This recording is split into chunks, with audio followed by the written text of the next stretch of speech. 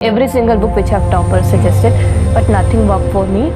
I was like कि नहीं होगा छोड़ देते हैं, नहीं हो रहा है तो क्या फ़ायदा इनको दोबारा पढ़ने से। I would like to thank Study IQ. I got connected to Study IQ. Study IQ ने मेरा मेंस तक मैंने साथ दिया, उसके बाद भी उन्होंने मेरा साथ नहीं छोड़ा। And I have taken this mock at Study IQ. And I would recommend Study IQ. Yes, I will definitely recommend Study IQ. दोस्तों, आज के फास्ट पेसिंग वर्ल्ड में इनोवेशन इज़ वेरी इंपॉर्टेंट। हम अवेयर हैं इस बात को लेकर कि कैसे हमारी सोसाइटी इवॉल्व कर रही है, कैसे हमारी सोसाइटी बदल रही है। हमारी सोसाइटी के अंदर नए नए चैलेंजेस निकल के आ रहे हैं। इन्हीं को सॉल्व करने के लिए हमें इनोवेशन की आवश्यकता है। ऐसे ही कुछ इनोवेटिव मेथड्स हम आज के लेक्चर में डिस्कस करेंगे। हम डिस्कस करेंगे कि कैसे IAS ऑफिसर कन्नाराम ने काफ़ी सारे इनोवेटिव मेथड्स लेके आए और इन्होंने काफ़ी सारे विलेजेस को रिफॉर्म किया। आगे बढ़ने से पहले एक छोटा सा अनाउंसमेंट, साइकोलॉजी को लेकर हमारा नया बैच 5 जून से शुरू होने वाला है। आप एप्लीकेशन या वेबसाइट पर जाकर डिटेल्स चेक कर सकते हैं। आगे बढ़ते हैं तो अभी हमने क्या डिस्कस किया कि जो हमारी ट्रेडिशनल ब्यूरोक्रेसी है वो आउटडेटेड हो चुकी है, उससे अब बात नहीं बनने वाली। हम देखेंगे कि हमारे देश के अंदर काफ़ी सारे इश्यूज ऐसे हैं जो काफ़ी सालों से हैं लेकिन वो सॉल्व नहीं हो पा रहे हैं। जैसे कि for example voters apathy, India largest in terms of democracy, लेकिन आज भी आप देखेंगे वोटिंग जो है वो हमारी 100% नहीं होती। काफ़ी लोग वोटिंग को एज अ रिस्पॉन्सिबिलिटी समझते ही नहीं है, वो वोट डालने जाते ही नहीं है। तो ऐसा क्यों है? अगर ट्रेडिशनल मेथड इस चीज़ को सॉल्व कर पाते तो अभी तक ये सॉल्व हो जाता, लेकिन ये नहीं हो पाया। तो इसके लिए हमें कुछ और करना पड़ेगा जो अभी हम डिस्कस करेंगे। इसके अलावा आप देखोगे ड्रग एडिक्शन इतना ज़्यादा हाई लेवल पर है। आप देखोगे अभी भी काफ़ी शहरों में, काफ़ी गाँव में ड्रग एडिक्शन मिलेंगे, ड्रग एडिक्ट से लोग मिलेंगे आपको। तो ये चीज़ भी सॉल्व नहीं हो पा रही है।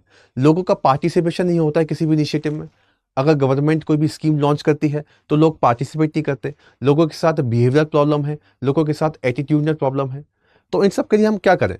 इन सब के लिए हमें लोगों के साथ कनेक्शन बनाना पड़ेगा। अभी तक जैसे आपको पता है टॉप डाउन अप्रोच फॉलो किया जाता है, ग्रास रूट लेवल पर लोगों के साथ कनेक्शन नहीं है। हमें वो करना पड़ेगा। हमें बॉटम अप अप्रोच पर ज़्यादा फोकस करना पड़ेगा और हमें बॉटम अप अप्रोच पर इनोवेटिव मेथड्स को अप्लाई करना पड़ेगा, ताकि अगर वहाँ पे इंप्रूवमेंट होगा तो धीरे धीरे करके बाकी जगह पर भी इंप्रूवमेंट होगा।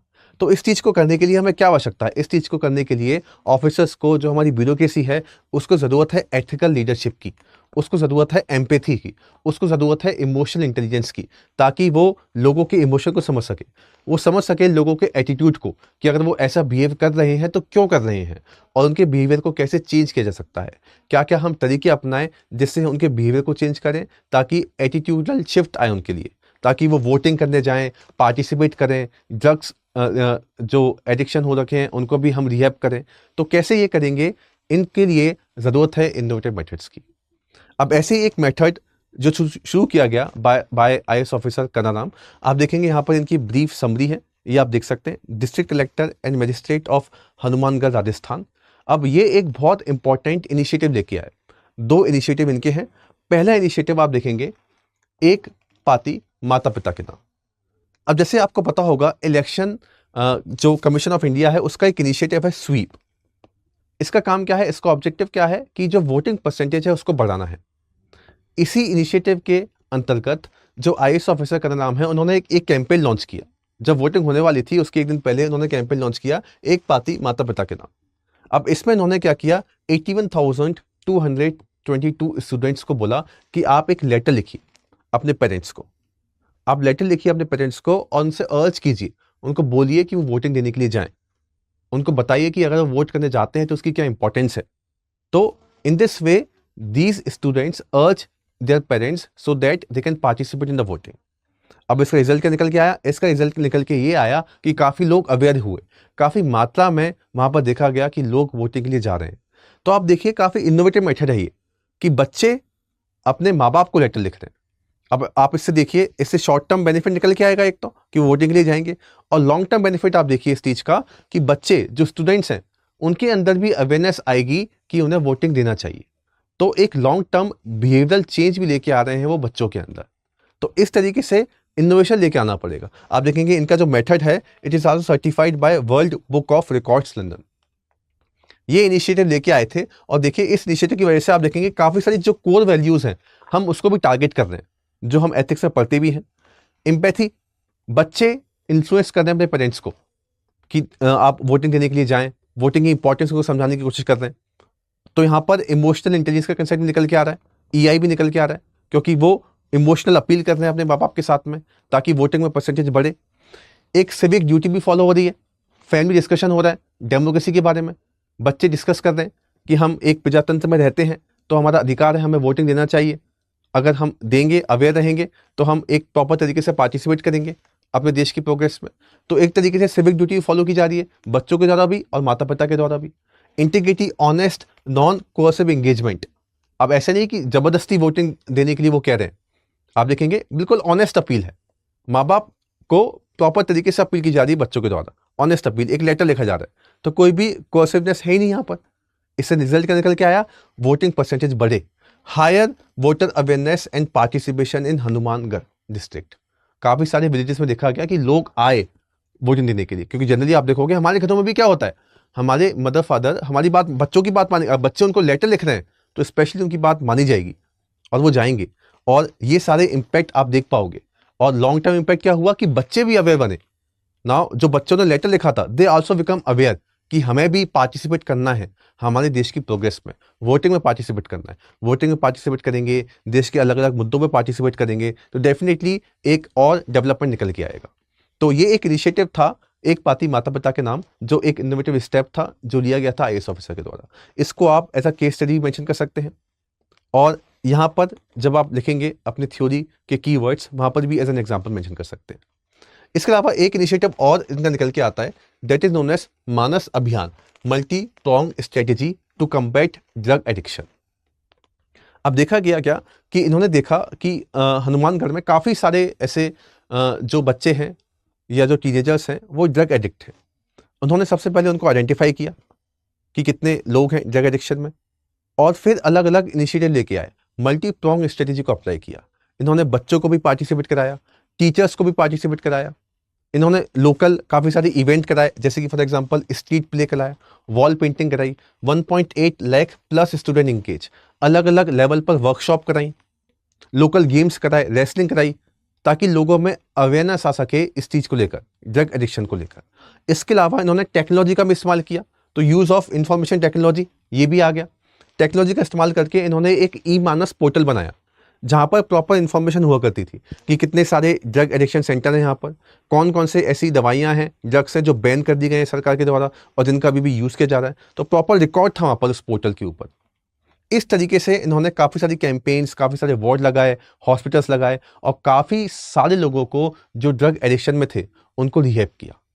तो आप देखिए ये भी कितना एक मल्टी प्रॉन्ग स्ट्रेटेजी, सब जगह पर मल्टी अप्रोच इन्होंने इस्तेमाल किया, बच्चों को, टीचर्स को, सबको इंगेज किया, सबका सिविक पार्टिसिपेशन कराया, और ड्रग एडिक्शन जैसी जो प्रॉब्लम है उसको सॉल्व किया। अब आप देखिए यहाँ पर अगर हम वैल्यूज़ की बात करें तो कंपैशन, जनरली क्या होता है, हम जो ड्रग एडिक्शन होता है उनके रिहैब की हम बात ही नहीं करते। वो तो ऐसा माना जाता है कि they are not the part of the society, घर से निकाल दिया या कहीं और निकाल दिया। अब घर से निकाल दिया, मान लीजिए कोई एक ड्रग एडिक्ट है, ओके, उसको घर वालों ने बोल दिया कि ये हमारी फैमिली का हिस्सा नहीं है, उसको निकाल दिया बाहर। अब वो फिर गलत संगति में जाएगा, फिर वो क्राइम करेगा। तो आप देखिए वो ये प्रोसेस जो है कितनी आगे बढ़ेगी। तो इन्होंने क्या किया, उनको रिहैब किया, रिहैब ओवर पनिशमेंट। अब वो गलती से हो सकता है कि उस एडिक्शन में चले गए हों, तो उनका रिहैब बहुत ज़रूरी है। तो उन्होंने रिहैब किया, उनको पनिश नहीं किया, दैट इज़ वेरी इंपॉर्टेंट। उन्होंने उनको वापस से रीइंटीग्रेट कराया into the society. Okay, so that is what compassion he is showing towards the society. ये एक आपकी एक बुरा वैल्यू निकल के आ गई। इसके अलावा जस्टिस, आप देखेंगे प्रीएम्बल में भी जस्टिस के बारे में मेंशन है, सोशल, इकोनॉमिकल, पॉलिटिकल जस्टिस। तो यहाँ पर जस्टिस भी आएगा, सर्विस, जस्टिस सबको मिलना चाहिए, उनका भी अधिकार है सोसाइटी के अंदर रहना। अब किसी कारणवश एक कोई यूथ अगर आ जाता है ड्रग एडिक्शन में, तो हो सकता है गलती से आ गया हो, उसका मन ना हो, ठीक है ना। तो इसको भी इन्होंने सर्विस, सबके लिए जस्टिस प्रोवाइड किया। Accountability, with the help of technology, ICT का इस्तेमाल किया, उसकी हेल्प से अकाउंटेबिलिटी रखी, स्टूडेंट्स को भी इसमें शामिल किया, टीचर्स को भी शामिल किया। तो एक डेटा ड्रिवन अप्रोच था, प्रॉपर ट्रैकिंग रखा। और देखिए इसका एक लॉन्ग टर्म, आप देखिए ड्रग एडिक्ट को हमेशा एक स्टिग्मा था, एक नेगेटिव तरीके से देखा जाता था कि ये तो ड्रग एडिक्ट है, इसको नहीं हो सकता इसका कुछ भी। लेकिन अब ये इनिशिएटिव जब ले लिया गया, तो पूरी दुनिया में, पूरे देश में ड्रग एडिक्शन को एज ए स्टिग्मा नहीं देखा जाएगा, या फिर सोसाइटी के किसी भी इशू को एज ए स्टिग्मा नहीं देखा जाएगा। उसको रिजॉल्व करने की बात की जाएगी, उसको सही करने की बात की जाएगी, क्योंकि यहाँ पे हो चुका है। काफ़ी सारे बच्चे, काफ़ी सारे यूथ जो गलत दिशा में चले गए थे, वापस अपनी सोसाइटी के अंदर आ गए, वापस अपनी फैमिली से रीइंटीग्रेट हो गए। तो देखिए, इस तरीके से काफ़ी सारे इनोवेटिव अप्रोच का उन्होंने इस्तेमाल किया। मानस कैंपेन हुआ, और जो मैंने आपको अभी जो पत्र लिखने वाला था, लेटर वाला कैंपेन, मैंने आपको बताया। पार्टिसिपेशन किया, सिविक पार्टिसिपेशन किया, बच्चे आए, टीचर्स आए, लोकल पंचायत को शामिल किया, काफ़ी सारे स्टेक होल्डर को शामिल किया। Okay, that is also very important. Stakeholders को अगर आप इन्वॉल्व करोगे तो आप ग्रास रूट लेवल पर चेंज लेके आ पाओगे, ग्राउंड लेवल पर चेंज लेके आ पाओगे। अब जनरली होता क्या था, हम उनसे बात नहीं करते थे, गवर्नमेंट ने स्कीम बना दी, बस चलो फॉलो करना है। लेकिन यहाँ पर तो सबका पार्टिसिपेशन है ना। अब होता क्या है, साइकोलॉजी में काफ़ी सारी थ्योरी है जो ये बताती है कि अगर हम उसमें शामिल हो जाते हैं उस काम को करने के लिए, तो हमारे अंदर बिहेवियरल चेंज निकल के आता है। ठीक है, तो ये इन्होंने किया। रिजल्ट क्या हुआ? सोशल एम्पावरमेंट, डेमोक्रेटिक अवेयरनेस और हेल्थ रेजिलियंस। सोसाइटी एम्पावर हो गई, एक लोगों के अंदर डेमोक्रेसी को लेकर अवेयरनेस आई कि हमें वोटिंग देना है, और हेल्थ रेजिलियंस, जो ड्रग एडिक्ट थे वो रिहैब हो गए। तो इस तरीके के एग्जाम्पल्स आपको पढ़ने हैं, इस तरीके के लोगों को आपको अपना रोल मॉडल बनाना है। ठीक है ना। तो जो IAS जो करनाम के जो इनिशिएटिव है, ये क्या बताते हैं कि वैल्यूज़, जो मोरल वैल्यूज़ यानी कि जो एथिक्स में हम जो पढ़ते हैं, अगर उनका इस्तेमाल करें और उन मेथड्स के अंदर इनोवेशन लेके आएँ, तो हम सोसाइटी को चेंज कर सकते हैं, सोसाइटी को ट्रांसफॉर्म कर सकते हैं। और आपको पता है, महात्मा गांधी ने भी कहा है, be the change you wish to see in the world. तो आई होप इस केस स्टडी को आप इस्तेमाल कर पाएंगे अपने एग्जाम में। और इसी तरीके से काफ़ी सारी केस स्टडीज ऐसी हैं जो आप पढ़ सकते हैं। यहाँ पर मैंने कुछ मेंशन कर रखी है, जैसे कि IAS ऑफिसर आर्मस्ट्रॉन्ग पामे, इनके बारे में भी आपने सुना होगा। इन्होंने 100 किलोमीटर रोड बनाई थी without government fund, crowd funding किया और 100 किलोमीटर तक की रोड बनाई। IAS ऑफिसर स्मिता सबरवाल, इनके बारे में आप पढ़ सकते हैं। सिटीजन मॉनिटरिंग विया व्हाट्सएप इन तेलंगाना। ठीक है। IAS ऑफिसर दुर्गा शक्ति नागपाल, ये भी काफ़ी फेमस है। इनके बारे में वाटर कंजर्वेशन काफ़ी प्लान लेके आई थी मनरेगा में। तो ये केस स्टडी भी अगर आप चाहते हैं डिस्कस करें तो आप कमेंट सेक्शन में बता सकते हैं। बाकी इनको भी आप कोट करें, इनकी वैल्यूज़ को कोट करें, एज एन एग्जाम्पल इनको बताएं, तो आपके आंसर में और ज़्यादा इनरिचमेंट निकल के आएगा। Thank you very much. Every single book which have toppers suggested, but nothing worked for me. I was like कि नहीं होगा, छोड़ देते हैं, नहीं हो रहा है तो क्या फ़ायदा इनको दोबारा पढ़ने से। I would like to thank Study IQ. I got connected to Study IQ. Study IQ ने मेरा मेंस तक मैंने साथ दिया, उसके बाद भी उन्होंने मेरा साथ नहीं छोड़ा। And I have taken this mock at Study IQ, and I would recommend Study IQ. Yes, I will definitely recommend Study IQ.